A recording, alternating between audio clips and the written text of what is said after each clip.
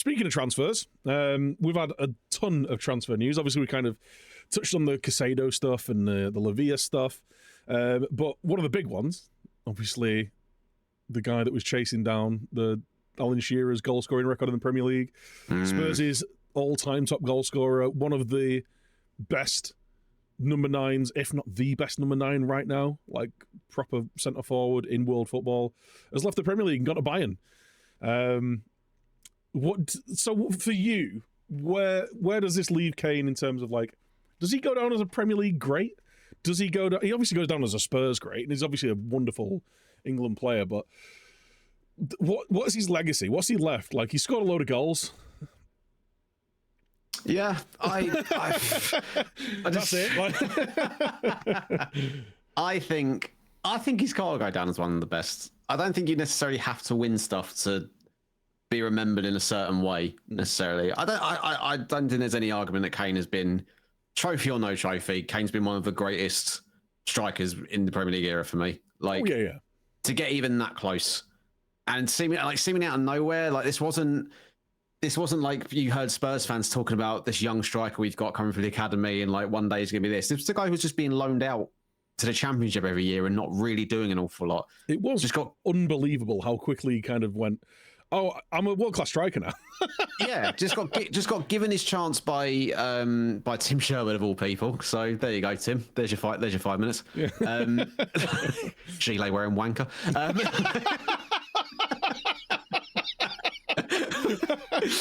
I'm not a fan, but he got given his chance, and he has gone on to be like England captain again, one of the greatest goal scorers the Premier League's ever seen. And has he scored more goals than Shearer?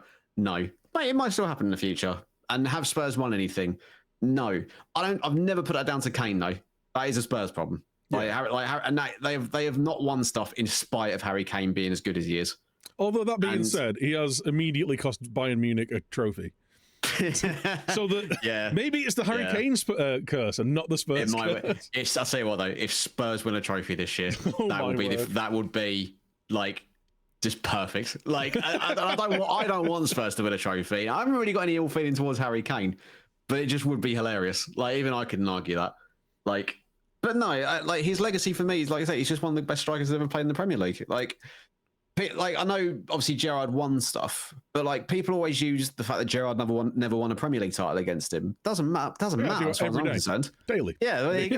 Like it doesn't matter as far as I'm concerned. Still one of the best ever midfielders to ever play in the league. Like I think I think it was absolutely the right move he had to make. The fact there was even talk of him maybe even staying was, I get it. He would have had more options and stuff, but like to get the opportunity to go and lead the line for Bayern Munich, he had or play for Spurs for a year. No, you go play for Bayern Munich, obviously.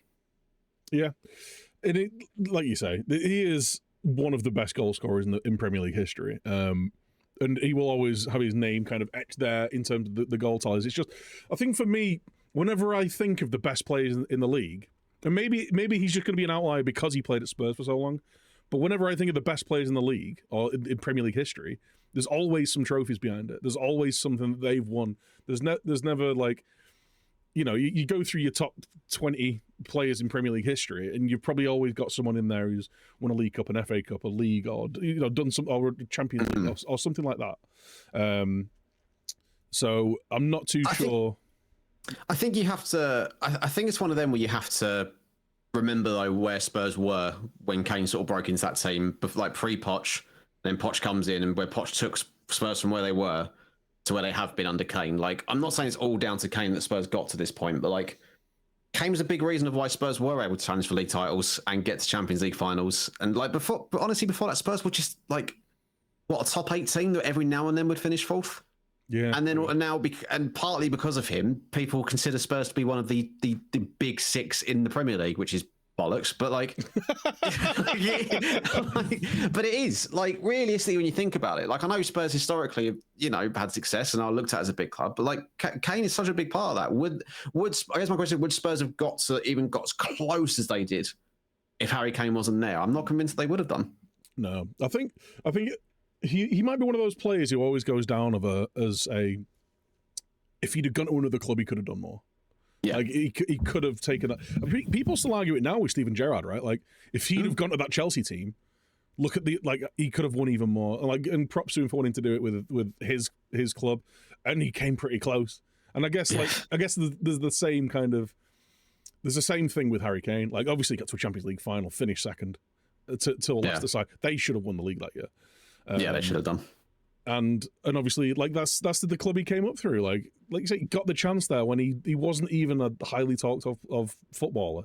I don't think he made his first team debut till he's like 2021. Yeah, and he's managed to he played a couple of games in the Europa League, Yeah. and then off the back of that, got a start in the Premier League, and just carried on scoring goals. Like, hey, hi, I'm the best goal scorer you've ever seen. there's that kind of obviously it's a different kind of play, but there's kind of shades of Marcus Rashford about it because. Yeah. Speaking as a United fan, like when he came through, there was a lot of players being touted as like the next big thing, and Rashford was always thought of as like a good player, but never like he's going to be a great player. There was not Will Keane, his brother, Michael Keane. Will Keane. Michael Keane. Will Keane, it was Will Keane, yeah. Yeah. So Will Keane was coming through. He was always seen as high. There was a couple of other players there who would have got the chance because he got the chance through injuries in a Europa League game. Kind of similar to Harry Kane. Like there was loads of injuries. I think Ibrahimovic was injured, and they just kind of like pulled him in, and he just kind of took off running. He scored a couple of goals. Okay, well you get another game then. Scored a couple against Liverpool or Arsenal or something. And he's like, okay, I guess you're staying in the team. and he's slowly progressing. Yeah, he's had the off season here or there, but like I think more often than not he improves year on year, and. Like I say, to a lesser extent, like he's done something similar to Harry Kane. Obviously, Harry Kane scored ungodly amount of goals, and like, I don't think anyone's going to argue that in terms of where they stand on the world class kind of barometer, Harry Kane's right at the top. Yeah. And we'll see what happens to Marcus Rashford. He needs another season like last year, or to step on for me.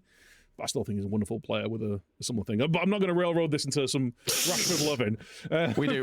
No, I'm a big fan of Rashford, so I'm happy to hear it. But no, and now Bayern have not won the Pokal for the first time in God knows how long. So good. Enjoy Germany, Harry. It's going to be. Honestly, I can't wait to see Dortmund win the league this year.